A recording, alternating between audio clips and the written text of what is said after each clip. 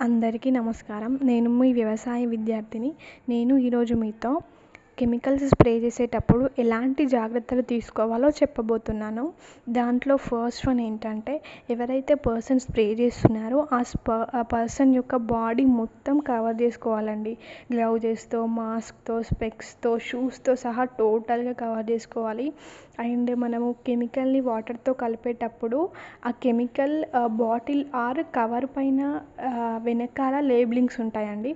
ఆ లేబులింగ్స్లో మనము ఎంత ఎంఎల్ ఆఫ్ కెమికల్ని ఎంత ఎంఎల్ ఆఫ్ వాటర్లో కలపాలని చెప్పి ఉంటుంది. ఫర్ ఎగ్జాంపుల్ 2 ml ఆఫ్ కెమికల్ని 1 లీటర్ వాటర్లో కలపాలి అంటే అంతే మోతాదులో కలపాలా అండి.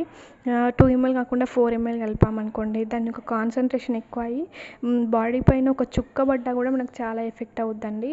నెక్స్ట్ ఏంటంటే, పర్సన్ స్ప్రే చేస్తున్నప్పుడు ఎవరో ఒకరు అతనికి హెల్ప్ఫుల్గా ఉండాలి.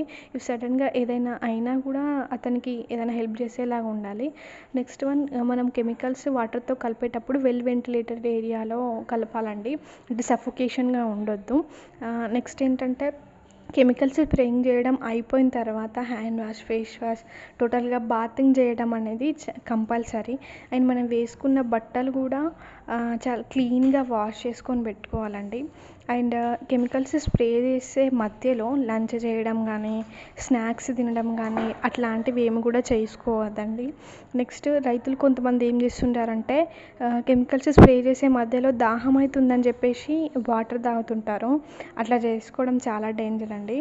అండ్ నెక్స్ట్, గాలికి ఎదురుగా మనం స్ప్రే చేయొద్దు. ఎందుకంటే అట్లాంటప్పుడు ఆ కెమికల్ అనేది మొక్కల మీద పడకంటే మన మీదనే ఎక్కువ పడుతుంది. సో చూసుకోవాలి జాగ్రత్తగా, గాలి ఉన్నప్పుడు చేయొద్దు. మళ్ళీ ఇంకోటి ఏంటంటే, మబ్బుగా ఉన్నప్పుడు మనకి ఎప్పుడైతే వర్షం పడుతుంది అని తెలుస్తుంది కదా, ఆ టైంలో కెమికల్ స్ప్రేయింగ్ అనేది చేయొద్దండి. అలా చేయడం వల్ల ఏమైద్ది అని అంటే, ఈ కెమికల్ అనేది మొక్కకు పట్టే కంటే ఎక్కువ నేలపాలు అయిపోద్దండి ఆ వర్షం నీరుకి. సో అట్లా చేయొద్దు. మళ్ళీ ఈ నాజిల్స్ అనేవి క్లాగ్ అయినప్పుడు వాటిని నోటితో ఊదడం అట్లాంటివి చేయొద్దు. ఎందుకంటే మన నోట్లోకి వెళ్ళే అవకాశాలు ఉంటాయి కాబట్టి అది ఇంకా చాలా డేంజర్ కాబట్టి అట్లా చేయకూడదు. మళ్ళీ ఈ కెమికల్ బాటిల్స్ని పిల్లలకు అందుబాటులో పెట్టొద్దండి. చిన్న పిల్లలు కాబట్టి వాళ్ళకి చాలా తొందరగా ఎఫెక్ట్ అయ్యే అవకాశం ఉంటుంది కాబట్టి అలాంటివి చేయొద్దండి. మళ్ళీ ఈ నాజిల్స్ కూడా రిపేరింగ్ ఉన్నటువంటి నాజిల్స్ని యూజ్ చేయకూడదు. మంచిగా వర్క్ చేసే నాజిల్స్నే యూజ్ చేసుకోవాలండి.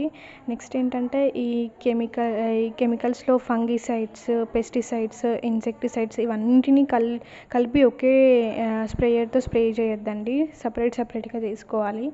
మళ్ళీ స్ప్రేయింగ్ అయిపోయిన తర్వాత మిగిలిన డబ్బాలన్నీ మంచి కబోర్డ్లో పెట్టేసి లాక్ చేసేసుకోవాలి, పిల్లలకి అందుబాటులో లేకుండా. మళ్ళీ స్ప్రేయింగ్ మొత్తం అయిపోయిన తర్వాత ఆ బాటిల్స్ని టోటల్గా నాశనం చేసేసేయాలండి. అంటే నీళ్ళలో పాతి పెట్టడం అట్లాంటివి చేయాలి. వాగులలో వదలడం, చెరువులలో వదిలేయడం అట్లాంటివి చేయకూడదు. మళ్ళీ ఎవరైతే ఆ పర్సన్ స్ప్రే చేసిన పర్సన్ ఉంటారో వాళ్ళు డైలీ చెకప్ చేయించుకోవాలి. అంటే ఏమైనా ఎఫెక్ట్ అయిందా, ఎట్లుంది హెల్త్ అనేది చెకప్ చేయించుకోవాలి. మళ్ళీ ఇంకో అతి ముఖ్యమైన విషయం ఏంటంటే, రైతులు కామన్గా స్ప్రేయింగ్ అయిపోయి ఇంటికి వెళ్ళిన తర్వాత పిగ్గులేస్తూ ఉంటారు. ఇలా చేయడం చాలా అంటే చాలా డేంజర్ అండి. ఈ రెండింటి విషయానికి తట్టుకోలేక చచ్చిపోయిన రోజులు కూడా ఉన్నాయి. మా ఊర్లో అయితే అట్లా చాలామంది చనిపోయినారు.